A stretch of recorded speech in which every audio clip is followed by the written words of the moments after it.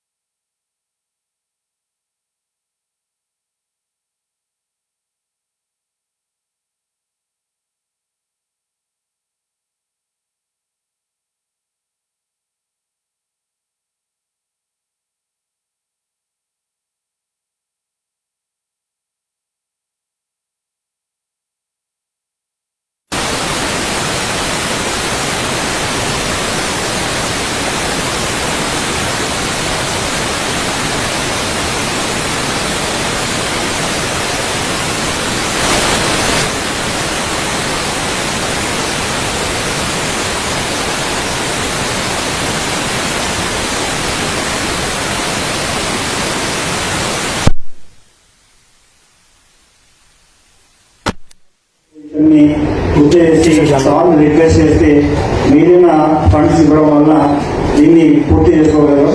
తర్వాత సార్ ఇంటర్వెన్షన్తోనే ఒకసారి నారాయణపల్లికి సార్ వచ్చినప్పుడు సిసిడి ఎండి గారిని రిక్వెస్ట్ చేసి సార్ ద్వారా చెప్పించడం వల్ల ఈరోజు ఇంత బెస్ట్ డిపిఓ ఈరోజు తిరుపతి జిల్లాకు అందించడానికి ఆనరబుల్ సీఎం గారు ప్రతి స్టెప్లో కూడా మాకు ముందుండి నడిపించి ఈ మంచి బిల్డింగ్ను ప్రజలకి ఉపయోగపడేలా చేసినందుకు నా హృదయపూర్వక ధన్యవాదాలు సార్.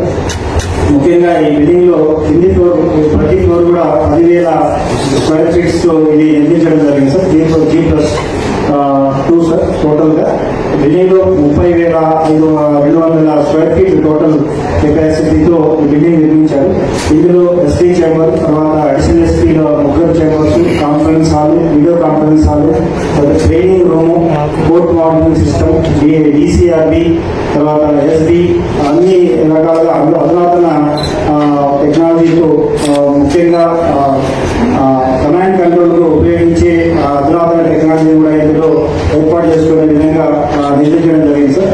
రాబోయే రోజుల్లో తిరుపతి జిల్లాకు కావాల్సిన అన్ని రకాల సదుపాయాలు టెక్నాలజికల్ పరంగా ఆఫీసర్స్ ప్రజలకి అవైలబుల్ ఉండే విధంగా ఈ బిల్డింగ్ నిర్మాణానికి సహకరించినందుకు మరొకసారి ధన్యవాదాలు తెలియజేసుకుంటూ, ముఖ్యంగా మనం కూర్చున్న కాన్ఫరెన్స్ హాల్ 150 లీటర్స్ సార్. ఎప్పుడైనా కానీ క్రైమ్ మీటింగ్ పెట్టుకోవాలన్నా మామూలుగా ఎస్వీఎస్బీలో ఒక హాల్ ఇప్పించుకొని క్రైమ్ మీటింగ్ పెట్టుకునే వాళ్ళము. అదేవిధంగా యాన్యువల్ క్రైమ్ మీటింగ్ కానీ, ప్రెస్ కాన్ఫరెన్స్ కానీ అన్ని కూడా చాలా ఇబ్బందికరంగా ఉండేది. ఈరోజు ఈ హాల్ నుంచి అటు పీజీఆర్ఎస్ కి రోజు మండే వచ్చే దాదాపు 100 మంది వరకు పీజీఆర్ఎస్ ని గౌరవంగా వారిని ఇక్కడ కూర్చోబెట్టి వారి సమస్యలు వినడానికి, అదేవిధంగా క్రైమ్ మీటింగ్ పెట్టినప్పుడు ఆఫీసర్స్ అందరూ ఇక్కడ కూర్చొని చర్చించుకోవడానికి చాలా మల్టీపర్పస్ హాల్ గా ఈ హాల్ ని నిర్మించుకున్నాం. ఈ హాల్ ని, ఈ ఆఫీస్ ని ఓపెన్ చేయడానికి ఎంతో సమయం కేటాయించి ఆఫీస్ ని ఓపెన్ చేయడానికి వచ్చిన ఆనరబుల్ సీఎం గారికి, ఆనరబుల్ హోమ్ మినిస్టర్ గారికి, డీజీ గారికి, అడిషనల్ ఇన్ఛార్జ్ మినిస్టర్ గారికి నా పేరున ధన్యవాదాలు తెలియజేసుకుంటూ, it is memorable day to Tirupati police department sir. Thank you once again, thank you very much sir.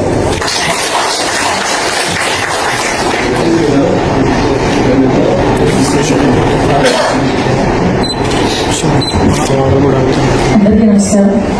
ప్రత్యేకంగా ఈరోజు తిరుపతి జిల్లా పోలీస్ కార్యాలయం ఓపెనింగ్ ఇక్కడికి విచ్చేసి నిజంగా చెప్పాలంటే పోలీస్ డిపార్ట్మెంట్ లో నూతన ఉత్సాహాన్ని కల్పించిన గౌరవ ముఖ్యమంత్రి గారు, అలాగే విజయనగర నాయకుడు నారా చంద్రబాబు నాయుడు గారికి ప్రత్యేకంగా పోలీస్ డిపార్ట్మెంట్ తరఫున ధన్యవాదాలు తెలియజేస్తున్నాను.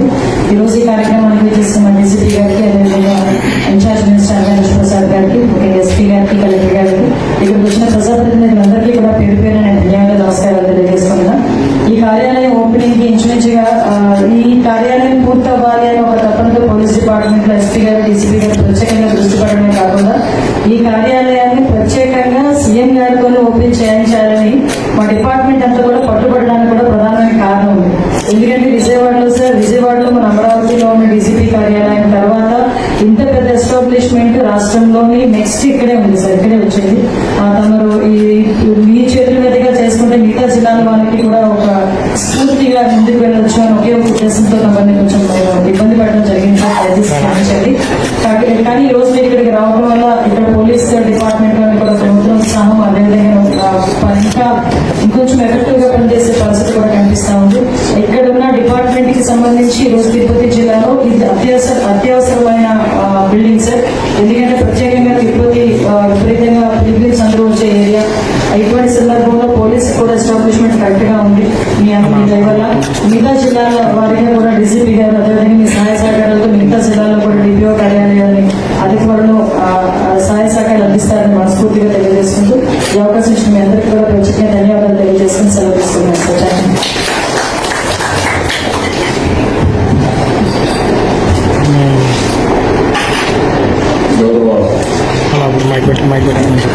మైక్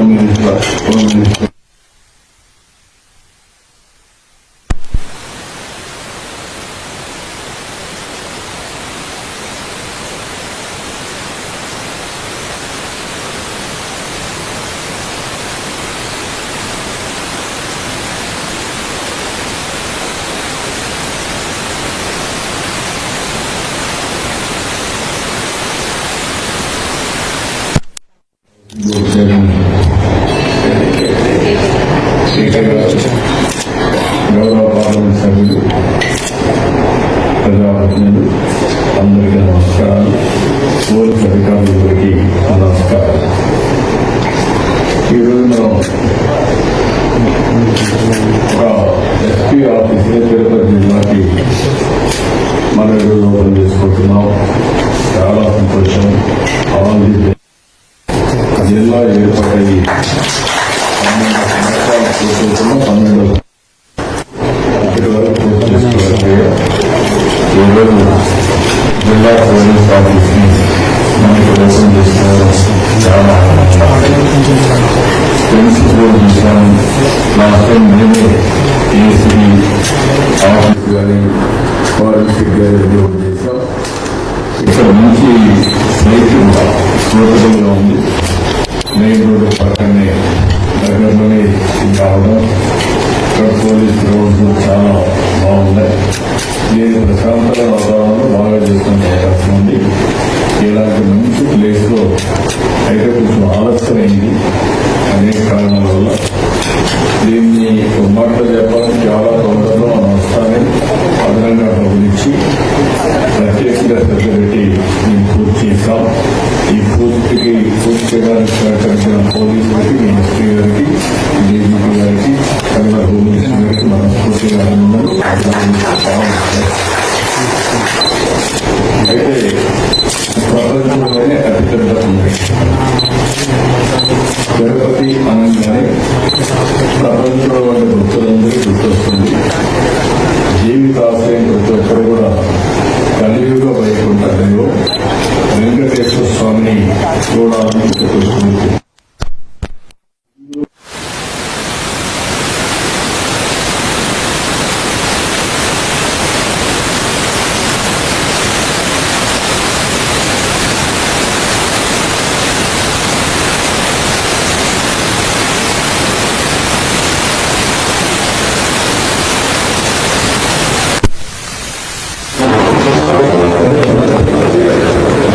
ప్రభుత్వ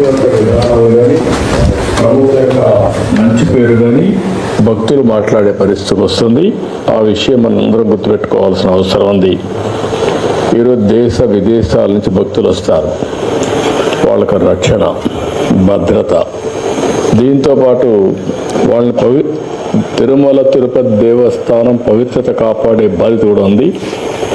ఏ చిన్న సంఘటన జరిగినా దాన్ని పెద్ద ఎత్తున ఎక్స్పోజ్ చేసే పరిస్థితి కూడా ఉంటుంది. ఎందుకంటే ఇది ఒక పవిత్రమైన స్థలం కాబట్టి. ఇక్కడే పోలీస్ ఎంప్లాయీస్కి అందరికీ, ఇక్కడ పనిచేసే ప్రతి ఒక్కరికి, కమిషనర్ మనం ఎస్పీ పోలీస్ కానీ అందరూ కానీ దీన్ని దృష్టిలో పెట్టుకోవాల్సిన అవసరం ఉంది.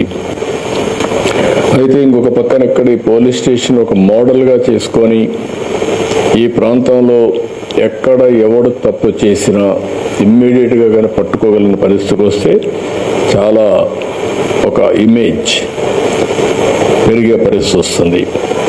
పోలీసులు ఒకటే గుర్తుపెట్టుకోవాలని చాలా స్పష్టంగా చెప్పాను. నేను ఎప్పుడు ముఖ్యమంత్రి అయినా, అందుకే నేను ఇక్కడుండే మిమ్మల్ని అందరినీ కోరేది ఏంటంటే, మీలో ఒక ఆలోచన, ఇది ఒక ఆధ్యాత్మిక కేంద్రం. భక్తులు ఇక్కడికి వచ్చినప్పుడు దేవుని మీద తప్ప వేరే ఆలోచన ఉండదు. దేవుని మీద భక్తి భావం పెరగాలంటే, పవిత్రమైన భావం ఇంకా పెంపొందించాలంటే ఇక్కడికి వచ్చినప్పుడు ఒక సెక్యూరిటీ, ఒక సేఫ్టీ. మేము ఏమి ఆలోచించకుండా ఫ్రీగా తిరగగలుగుతాం. ఇక్కడ ఎలాంటి అవకతవకలు జరగవు. ఇక్కడ ఏది కూడా ఒక పద్ధతి ప్రకారం జరుగుతుంది అనే పరిస్థితి ఉండాల్సిన అవసరం ఉంది. అది ఉండాలంటే మీలో కూడా ఎప్పటికప్పుడు ఆ మార్పు, లేకపోతే నవేడేస్ మనకందరికి కూడా ఒక మాటలో చెప్పాలంటే కొన్ని మంచి పనులు కూడా చేశారు. దానికి ఒకసారి మిమ్మల్ని అభినందించాలి. యువత భవిష్యత్తును నాశనం చేస్తున్న మారక ద్రవ్యాల్ని, మహిళలపై జరుగుతున్న నేరాలు, రోడ్డు ప్రమాదాల నివారణకై ప్రత్యేకమైన దృష్టి పెట్టారు.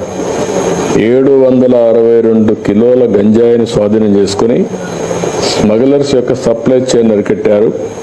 179 మందిని అరెస్ట్ చేశారు. స్మగ్లర్స్ పై NDPS చట్టంతో పాటు PD యాక్ట్ కూడా పెట్టి జైలు పంపించారు. This is the biggest break through. మనస్ఫూర్తిగా అభినందనలు. గంజాయి విక్రేతల్ని రవాణా చేసే వారిపైన కూడా 296 మంది పైన ఏదైతే సస్పెక్ట్ షీట్ తెరిచి వారిపై నిఘా కూడా పెట్టారు. ఎర్ర చందనం స్మగ్లర్స్ బాగా గట్టిగా పనిచేస్తున్నారు.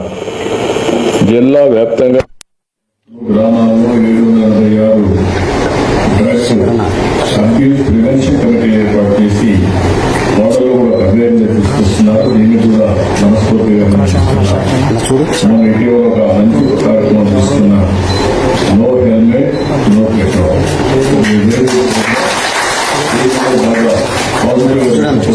మంచి ఇంపాక్ట్ వస్తుంది. నేను ఒకటి అందరికీ చాలా సమస్యలు చూశాను. ఒకప్పుడు కేవల సమస్య, ఏ సమస్య అయినా అది సమాజం ఆమోదించినటువంటి కార్యక్రమం ఎవరేం చేసినా, యాక్టివ్ సోషల్ మీడియా చేసినా అది సస్టైన్ జరుగుతుంది. ఆ రోజుల్లో నేను చాలా గట్టిగా ప్రయత్నిస్తాను. 2003 నా మీద హత్యగా ప్రయత్నం చేసిన 23 గ్రీన్ ప్లాన్ చేసిన పరిష్కారం అయ్యే పరిస్థితి వస్తూ ఉంది. అంటే మనం గుర్తుపెట్టుకోవాల్సింది ఏదైనా సరే సమాజ హితం కోసం కాకుండా, రాజ్యాంగ పరంగా కాకుండా చట్ట వ్యతిరేక కార్యక్రమాలు ఏవి కూడా సస్టైన్ కావు. రాయలసీమలో ఒకప్పుడు పెద్ద ఎత్తున ముఠా కక్షలు ఉండేటివి. ఒకరినొకరు చంపుకునేవాళ్ళు, ఆధిపత్యం కోసం పోరాడారు. అలాంటివి కూడా ఆ రోజు చాలా స్పష్టంగా ఫైట్ చేశాం. ముఠా కక్షలను అణిచివేయడమే కాకుండా ముఠా కక్షల్ని పూర్తిగా కంట్రోల్ చేసి నార్మల్కి తీసుకొచ్చాం. ఆ విషయం కూడా మనందరం గుర్తుపెట్టుకోవాల్సిన అవసరం. ఆ సందర్భంలో మా పార్టీ వాళ్ళు, తెలుగుదేశం పార్టీ లీడర్స్ అయినా వాళ్ళు కూడా అరెస్ట్ చేశాను. ఎందుకంటే కఠినంగా వ్యవహరిస్తే తప్ప ఇది సాధ్యం కాదని. అదే సమయంలో మూడో సమస్యను మీరు ఒకసారి చూస్తే కమ్యూనల్ వైలెన్స్ వచ్చి హైదరాబాద్లో 6 నెలలు కర్ఫ్యూలు పెట్టి రాష్ట్రం మొత్తం అనేక ప్రాంతాల్లో మత విద్వేషాలు రెచ్చగొడతా ఉంటే దాన్ని కూడా కంట్రోల్ చేశాం. అయితే ఈరోజు ఇంకొక పక్కన మీరు చూస్తే రౌడీయిజం నేను ఒక మాటే చెప్పాను. ఎవరైనా సరే రౌడీగా ఉండాలనుకుంటే మాత్రం ఈ రాష్ట్రంలో మీకు ప్లేస్ లేదు. అవసరమైతే రాష్ట్ర బహిష్కరణ చేశాం. కొంతమందిని కఠినంగా యాక్ట్ చేశాం. దాంతో రౌడీలు అనే వాళ్ళు కూడా ఎక్కడా లేకుండా పోయే పరిస్థితి. ఒకప్పుడైతే గల్లీకి ఒక రౌడీ, వీధికి ఒక రౌడీ కూడా తయారై పెద్ద ఎత్తున సెటిల్మెంట్ వీళ్ళే, భూ కబ్జాలు వీళ్ళే, ఊర్లో పెత్తనం వీళ్ళే, వీళ్ళు ఇష్ట ప్రకారం చేశారు. అన్ని కంట్రోల్ చేశాం. కానీ 1924 లా అండ్ ఆర్డర్ విచ్చలవిడిగా భ్రష్టు పట్టించారు. ఇంకొక పక్కన అనేక సమస్యలు వచ్చాయి. తిరుమల తిరుపతి దేవస్థానం అపవిత్రం చేసే పరిస్థితికి వచ్చారు. భక్తుల మనోభావాలు దెబ్బతినే పరిస్థితికి వచ్చాయి. ఇంకొక పక్క ఒకప్పుడు తిరుపతిలో నేను చూశాను. నేను ఒకప్పుడే తిరుపతిలో కూడా లా అండ్ ఆర్డర్ లేకపోతే పోరాడాం. చిత్తూరు జిల్లాలో లా అండ్ ఆర్డర్ లేకపోతే గట్టిగా ఫైట్ చేసి మళ్ళా లా అండ్ ఆర్డర్ రెస్టోర్ చేసే పరిస్థితికి వచ్చాం. ఎప్పుడు కూడా నేను అధికారంలో ఉన్నా, అపోజిషన్లో ఉన్నా లా అండ్ ఆర్డర్ చేతికి తీసుకోవడం కానీ యాంటీ సోషల్ ఎలిమెంట్స్ని ప్రోత్సహించడం ఎప్పుడూ జరగలేదు. నేను ఎప్పుడో ఒక మాట చెప్పేవాడిని, ఎవడైనా సరే హత్యలు చేసేవాళ్ళు తప్పకుండా వీళ్ళు కూడా పోస్ట్ మార్టం తప్ప వేరే ఉండదు. ఆ విషయం వీళ్ళు గుర్తుపెట్టుకోవాలని. ఎందుకంటే నేను లా అండ్ ఆర్డర్ మీద ఒక ప్రశాంతంగా ఉండాలి, శాంతి భద్రతలు పరిరక్షించాలి. అప్పుడే సమాజంలో ఒక శాంతి ఉంటుంది, ఒక భద్రత ఉంటుంది. భద్రత ఉంటేనే పెట్టుబడులు వస్తాయి. భద్రత ఉంటే అందరూ కూడా హ్యాపీగా ఇంట్లో పడుకుంటారు. లేకపోతే ఈ సమస్యలు వస్తాయని ఎప్పుడూ కంట్రోల్ చేస్తూ వచ్చాం. దానివల్ల చాలా వరకు కంట్రోల్ అయింది. ఈ 5 సంవత్సరాలు చేసినటువంటి ఇష్టానుసారంగా కార్యక్రమాలు ఇంకా అందరిలో డిస్టర్బెన్స్ ఉంది. ప్రజల్లో డిస్టర్బెన్స్ ఉంది, పార్టీల్లో డిస్టర్బెన్స్ ఉంది. ఇంకా చేసిన వాళ్ళు కూడా ఇంకా చెల్లుబాటు అవుతాయి, ఇదే రౌడీజం చేస్తామని కూడా ఆలోచిస్తున్నారు. అది కూడా మనం ఒకసారి గుర్తుపెట్టుకోవాల్సిన అవసరం ఉంది.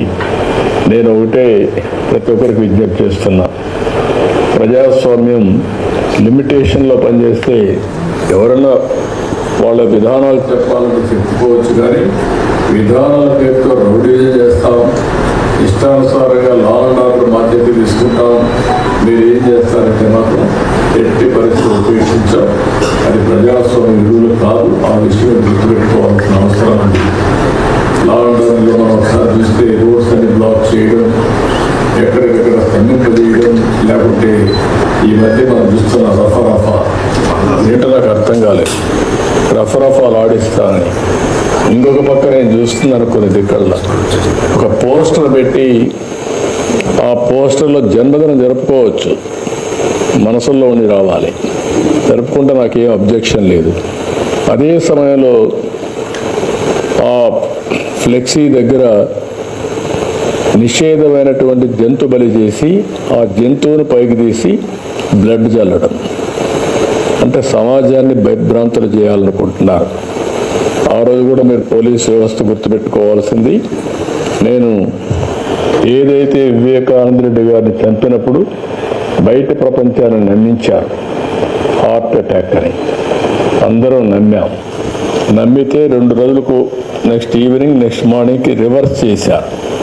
అంటే ఒక నేరస్తులు నేరాలు చేసి ఆ నేరాలు వేరే వాళ్ళపై నేయడమే కాకుండా ఓసారి దానికి ఎల్బీ కూడా క్రియేట్ చేసుకుంటారు. వీళ్ళు నేరాలు చేస్తారు, అప్పుడు ఎక్కడో ఒక విఐపి దగ్గర ఉంటాడు. అంటే నేరం జరిగినప్పుడు వీటి మీద కేసు పెట్టనీయకుండా చేసే తప్పుడు పనులు ఇవన్నీ. అవన్నీ వాళ్ళు ఎన్ని చేసినా మీరు ఒక్కటే గుర్తుపెట్టుకోవాలి, దొంగతనం చేసేవాడు కానీ, నేరాలు చేసేవాడు కానీ, ఘోరాలు చేసేవాడు కానీ ఎవిడెన్స్ లేకుండా తప్పించుకోలేడు. వాడు మనకంటే ఇంటెలిజెంట్ అయితే వాడు చేసి తప్పించుకుంటాడు. వాడికంటే మనం ఇంటెలిజెంట్ అయితే అక్కడనే పట్టుకొని ఇనిషియల్ స్టేజ్లోనే అరికట్టే పరిస్థితి వస్తుంది. ఇది నేను ఇప్పుడు చెప్పడం కాదు, పోలీసులకి డీజీపీ గారు కూడా చాలాసార్లు మాట్లాడుతున్నాం. ఆ విషయం మనం ఇటీవల కాలంలో 3-4 ఇన్సిడెంట్లు జరిగాయి. బంగారుపల్లిలో ఒక ఇన్సిడెంట్ జరిగింది. గుంటూరులో వాళ్ళ వెహికల్ కింద ఒక అతన్ని వేసి తొక్కించేసి వారుగా వారేసిపోతే తర్వాత అంబులెన్స్లో వీళ్ళు వేసిపోయి ప్రాణం కాపాడలేకపోతే మళ్ళీ వాళ్ళ బంధువులు పిలిపించి పోలీసులే అంబులెన్స్లో పెట్టి అంబులెన్స్ చంపేశారని చెప్పి నేరం మన మీద వేసే పరిస్థితికి వచ్చారు. ఇలాంటి ఆటలు సాగనీయం, ఫర్మ్గా ఉంటాం. నేను ఒకటే చెప్తున్నా, ఎవరైనా సరే వాళ్ళ పని వాళ్ళు చేయనండి, నాకే అబ్జెక్షన్ లేదు. వాళ్ళ పని కాకుండా ఇష్టానుసారంగా చేసి ఈ ప్రభుత్వం అసమర్థత చేతగాదు అని బ్లేమ్ చేస్తే మాత్రం ఎవరిని వదిలిపెట్టే పరిస్థితి లేదు. పోలీసులు డ్యూటీ పోలీసులు చేస్తారు. ఎవరైనా సరే ఒక పద్ధతి ప్రకారం ఉండాల్సిన అవసరం ఉందని చెప్పి కూడా మరొక్కసారి పోలీసులందరికీ విజ్ఞప్తి, రాష్ట్రం మొత్తం పోలీసు వ్యవస్థకే విజ్ఞప్తి చేస్తున్నాను. ఇటీవల నేను చూసినప్పుడు కొన్ని అయితే అతి నీచంగా దారుణంగా బిహేవ్ చేయడం, సోషల్ మీడియాలో ఇంకా కూడా అసభ్యంగా పెట్టడం, క్యారెక్టర్ అసాసినేషన్ చేయడం. నేను ఒకే మాట చెప్పాను, ఎన్డీఏ పార్ట్నర్స్ ఎవరు కూడా పెట్టాం. నేను ఎవరన్నా ఎన్డీఏ పార్ట్నర్స్ నాకు అది ఆమోదయోగ్యం కాదు. ఏదైనా సరే సోషల్ మీడియాలో పెట్టడం, లేకుంటే రౌడీజం చేయడం, లేకుంటే హత్యలు చేయడం ఎవరిని నేను యాక్సెప్ట్ చేయను. అదే సమయంలో తప్పు చేసిన వాడు మాత్రం తప్పించుకోలేడు. ఈ విషయం కూడా వీళ్ళు గుర్తుపెట్టుకోవాల్సిన అవసరం ఉంది. అదే మరి general law and order maintain చేయడం పెద్ద కష్టం కాదు. మనకు మెర్సిలెస్గా ఉంటాం. రాజకీయ ముసుగులో ఉండి నేరాలు చేస్తే మాత్రం అది ఎట్టి పరిస్థితుల్లో యాక్సెప్ట్ చేయమని చెప్పి కూడా నేను మీకు తెలియజేస్తున్నా. ఈ విషయంలో పోలీస్ వ్యవస్థ గట్టిగా ఉండాలి, మెసేజ్ కరెక్ట్గా ఉండాలి. అదే మరి నేరం జరిగిన తర్వాత మనం వ్యవహరించే తీరు చాలా ఇంపార్టెంట్. ఒక 4-5 కేసుల్లో గట్టిగా ఉన్నాము అనే పరిస్థితి వస్తే రాష్ట్రం మొత్తం సెట్ అవుతారు. ఒకప్పుడు దేవాలయాలపైన దాడులు, ఎక్కడికక్కడ గందరగోళం, దొంగతనాలు ఇవన్నీ పోయినాయి. ఎవడన్నా చేస్తే ఇమ్మీడియట్గా పట్టుకోగలుగుతున్నాం. దానిపైన మనం గట్టిగా యాక్షన్ కూడా తీసుకునే పరిస్థితికి వచ్చాం. ఇప్పుడు వైకుంఠ ఏకాదశి పర్వదినం ఇంకా 10 రోజులు ఉంటుంది. హెవీ క్రౌడ్స్ కూడా ఉంటాయి. దీనిపైన మీరందరూ అప్రమత్తంగా ఉండాలి. పోలీస్ వ్యవస్థ అప్రమత్తంగా ఉండాలి. టీటీడీ కూడా ఇన్స్ట్రక్షన్ ఇస్తున్నాం. 0 టాలరెన్స్, ఎక్కడ చిన్న ఇన్సిడెంట్ జరగడానికి వీలు లేదు. ఏ ఇన్సిడెంట్ జరిగినా చాలా ఫర్మ్గా కూడా ఉంటాం. అందరూ కూడా అప్రమత్తంగా ఉండాల్సిన అవసరం ఉంది. ఇంకో పక్క టెక్నాలజీని కూడా ఇప్పుడే నేను చూశాను, అన్ని దిక్కుల్లో ఈ సీసీటీవీ కెమెరాలు పెట్టారు. అక్కడి నుంచి ఇన్ఫర్మేషన్ కూడా తెప్పిస్తున్నారు. దాన్ని ఇంకా కూడా నెక్స్ట్ లెవెల్కి తీసుకుపోవాల్సిన అవసరం ఇక్కడ కూడా చూపిస్తున్నాడు సుబ్రాయుడు ముందర పెట్టి. దీన్ని ఎక్కడెక్కడ జరుగుతూ ఉంది అవన్నీ కూడా పెట్టారు. That's a good thing. దీన్ని ఇంకా నెక్స్ట్ లెవెల్కి తీసుకెళ్దాం. ఇంటెలిజెంట్ పోలీస్ వ్యవస్థను పెడదాం.